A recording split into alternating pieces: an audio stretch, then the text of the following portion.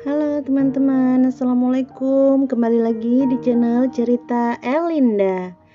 Yuk dukung channel ini dengan cara like, komen, subscribe, bunyikan lonceng notifikasi juga ya. Selamat membaca novel Islami romantis karya Elinda yang berjudul Munajat Cinta Laili bab ke-8, Ungkapan Hati di Malioboro. Selamat membaca, terima kasih. Ustazah sudah siap? Mari kita berangkat. Lelaki berkemeja biru itu membukakan pintu samping kemudi. Laili sejenak tertegun melihat tindakan lelaki tersebut. Saya duduk di belakang saja, Bang. Dan saya sebagai sopir pribadinya. Tenang, Ustazah, saya tidak akan macam-macam kok. Ayo naik, sebentar lagi acaranya akan dimulai.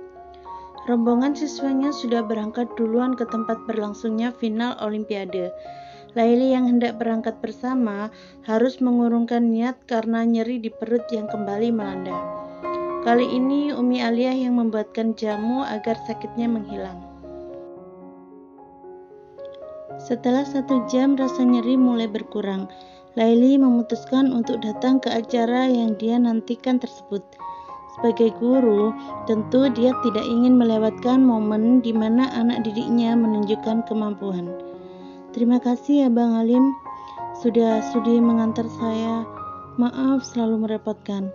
Tutur Laili di saat mobil sudah melaju.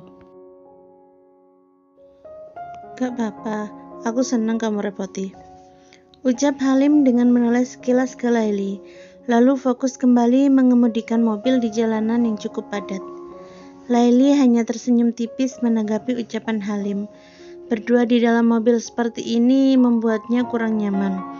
Namun, apalah daya, kali ini dia benar-benar membutuhkan bantuan Halim untuk segera sampai tepat waktu. Bunyi nada dering ponsel Laili memecahkan keheningan. Panggilan dari Aska. Segera Laili menekan tombol hijau lalu menempelkan benda pipi tersebut ke telinga. Halim tetap konsentrasi pada kemudinya, sambil sesekali mencuri dengar obrolan Laili dengan Aska. Sepertinya Aska mengkhawatirkan keadaan Laili. Beberapa kali Laili mengatakan bahwa dia baik-baik saja. Halim sampai gerah mendengarnya. Bukan karena keadaan Laili yang sudah membaik, tetapi karena perhatian yang diberikan Aska kepada Laili. Sepertinya Ustadz Aska perhatian sekali pada Ustazah, tutur Halim saat perempuan itu sudah menutup ponsel. Laili tak tahu kemana arah pembicaraan Halim. Iya, dia menanyakan keadaan saya. Wajarlah, kami kan berteman, jawab Laili sekenanya. Yakin hanya berteman? Sepertinya dia mempunyai perasaan yang lebih loh pada Ustazah, celetuk Halim dengan pandangan tetap lurus ke jalan. Laili sempat terkejut dengan ucapan Halim. Bagaimana dia bisa tahu akan hal itu? Apa Aska bercerita kepadanya jika dia ingin melamarku? Batin Laili bersua. Iya, kami hanya berteman. Ustadz Aska memang baik orangnya. Apalagi kami sedang berada jauh dari rumah. Jadi wajar kan? Saya dan Ustadz Aska itu sama-sama lelaki dewasa. Saya bisa membaca gestur tubuh seorang lelaki yang sedang tertarik dengan seorang perempuan. Dan itu saya lihat pada dirinya. Sepertinya dia cemburu jika Ustadz dekat dengan saya. Sebuah senyum tipis tercetak di bibir Halim sambil melirik Laili sekilas. Kenapa harus cemburu? Kita kan tidak ada hubungan apa-apa. Kalau sebentar lagi ada hubungan, bagaimana? Tantang Halim. Hah? Maksud Bang Halim apa? Tanya Laili tak mengerti. Bukan apa-apa. Ini bukan waktu yang tepat untuk mengatakannya, jawab Halim lirih. Maksudnya? Tukas Laili cepat. Kita sudah sampai. Sepertinya acara baru dimulai. Mau turun sekarang atau pergi jalan-jalan dengan saya? Senyum jahil Halim terbit karena Laili masih terpaku melihatnya. Ah, iya. Dengan tanda tanya besar akan ucapan Halim sebelumnya, Laili terpaksa turun dari mobil yang sudah terparkir rapi di depan gedung acara. Berjalan beriringan menuju ruangan, Halim sempat bertegur sapa dengan rekan sesama pengajar. Ada pula yang terang-terangan bertanya, apakah Laili calon istri Halim? Jika Halim santai menjawabnya, lain halnya dengan Laili yang tangannya sangat dingin dengan sikap serba salah. Nggak apa-apa, santai saja. Mereka bertanya seperti itu karena saya nggak pernah jalan beriringan dengan seorang perempuan di sini. Selain mahasiswa yang ngejar-ngejar minta bimbingan. Ucap Halim memahami kegelisahan Laili akan sikap rekannya. Iya, saya mengerti. Jawab Laili pelan. Suasana malam Jalan Malioboro menyuguhkan atmosfer tersendiri bagi Laili. Pasalnya, malam ini dia dan timnya diajak Halim jalan-jalan sambil menikmati makan malam di sebuah kedai di jantung kota Yogyakarta tersebut. Sebagai hadiah atas pencapaian posisi runner-up dalam Olimpiade Bahasa Arab yang telah digelar tadi siang. Setelah makan malam, kelima siswanya meminta izin jalan-jalan menikmati suasana malam Malioboro. Sebenarnya Laili dan Aska juga ingin ikut, tetapi Halim menahan mereka karena dia sedang menunggu seseorang di rumah makan tersebut. Akhirnya tinggallah mereka bertiga di sana. Saya permisi ke toilet sebentar ya. Laili meninggalkan kedua lelaki tersebut. Halim melirik Aska yang sedang mengikuti arah langkah Laili. Dia mencibik. Sejak kapan kamu menyukai Ustazah Laili? Tiba-tiba pertanyaan Halim membuat Aska menoleh kepadanya. Aska sedikit terkejut kenapa Halim menanyakan hal tersebut. Kenapa bertanya seperti itu? Dan dari mana kamu tahu kalau aku menyukainya? Halim menatap sekitar dengan senyum tipis yang tidak bisa diartikan Aska. Bahasa tubuhmu terlalu gampang dibaca, Ustadz. Aska tersipu. Dia sudah mengisi hatiku sejak lama. Namun, dulu dia mencintai orang lain, sehingga aku mundur. Ternyata cintanya bertepuk sebelah tangan.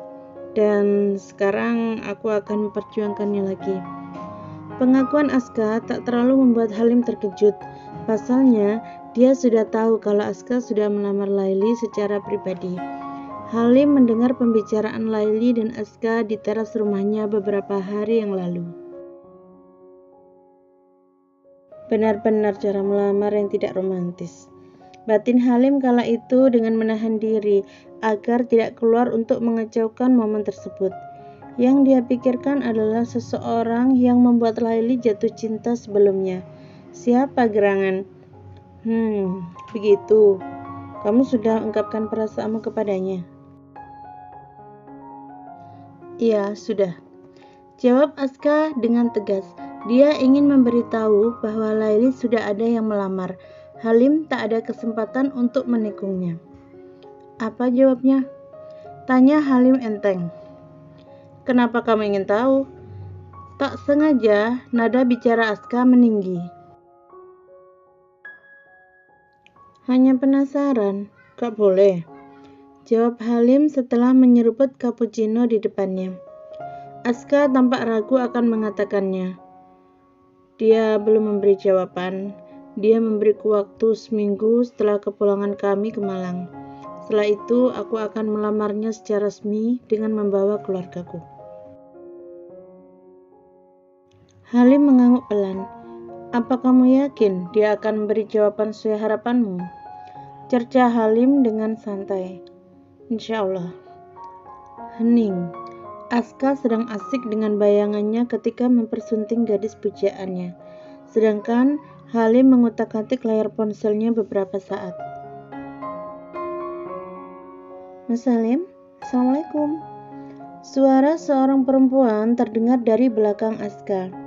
Perempuan berhijab syar'i tersebut melangkah mendekat ke kursi di samping Halim, lalu menoleh pada Aska yang duduk berhadapan dengan Halim.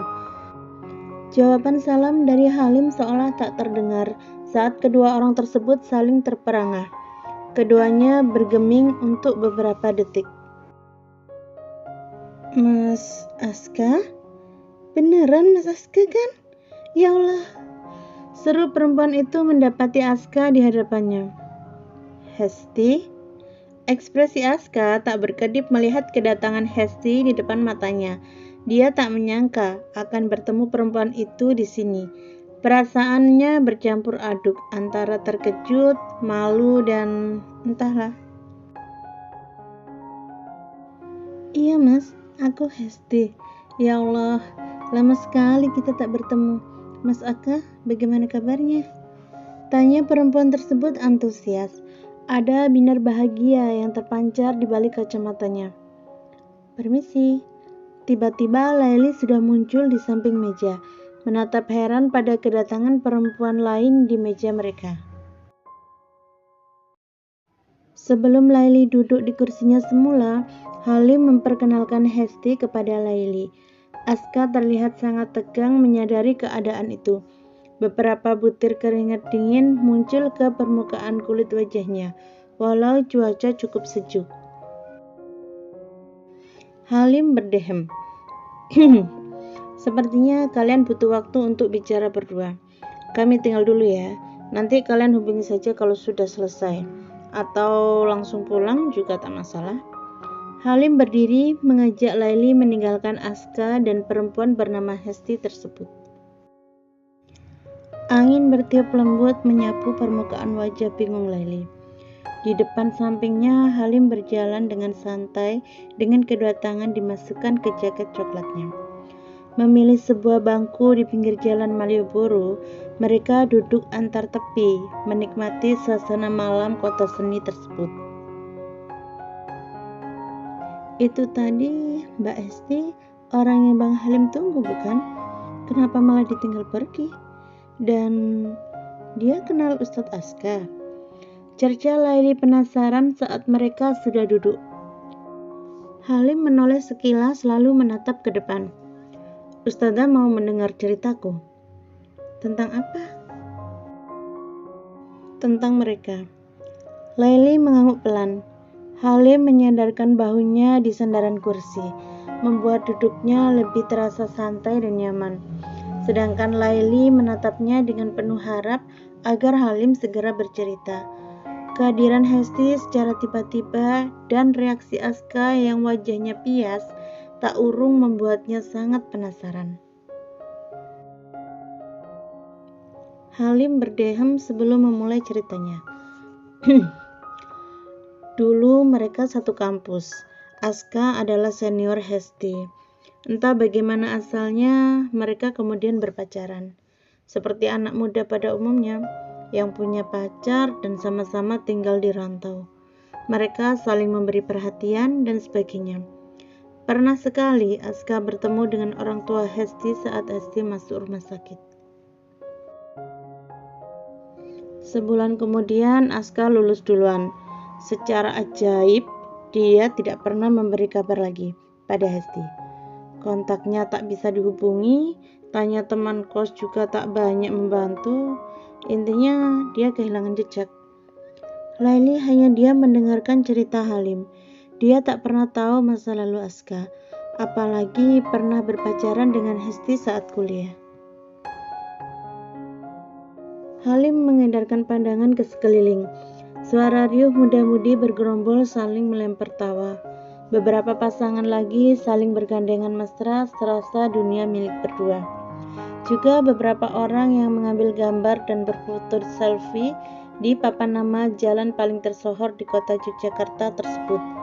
Pemandangan seperti ini sudah biasa di sini. Sejak saat itu, Hesti menutup diri dari laki-laki. Setelah lulus dan melanjutkan S2 di sini, dia tak pernah berhubungan dengan laki-laki lain. Sepertinya cintanya terlalu besar pada Aska. Tawaran perjodohan dari orang tuanya juga ditolak, semata-mata karena dia masih mengharapkan Aska datang. Entah apa yang sudah dijanjikan Aska, hingga Hesti seperti cinta mati kepadanya. Halim melirik sekilas Laili yang masih menantikan kelanjutan ceritanya. Kepala Laili menunduk, entah apa yang sedang dipikirkannya. Bagaimana Bang Halim tahu semua itu? Apa hubungan Bang Halim dengan Hesti? Laili menatap sendu kedua mata Halim, seolah ingin segera mendapat jawaban atas pertanyaannya. Dia sepupu saya, sudah saya anggap seperti adik kandung sendiri. Karena itu, dia tidak sungkan bercerita tentang kisah cintanya kepada saya. Saat Pak Lek meminta saya mendekatinya untuk mencari tahu apa alasan Hesti selalu menolak lamaran yang datang. Laili mengembuskan napas lega. Entah karena apa, Halim tersenyum tipis melihatnya. Saat pertama kali Aska bertemu kita berdua di parkiran madrasah waktu itu, saya belum tahu kalau dia adalah Aska kekasih Hesti. Saya baru tahu belakangan ini setelah tak sengaja melihat Hesti memandangi fotonya bersama Aska di galeri ponselnya. Ternyata mereka Aska yang sama.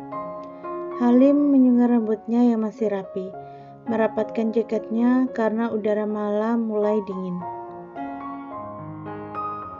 Karena itu, saya mengirim brosur lomba itu kepada MA Al-Mukhlisin.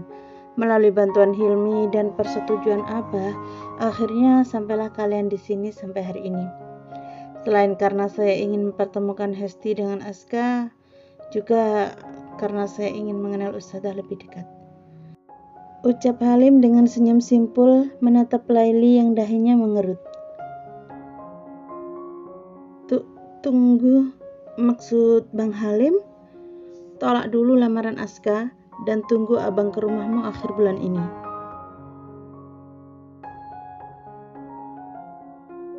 Wah, mau jawab apa nih Laili?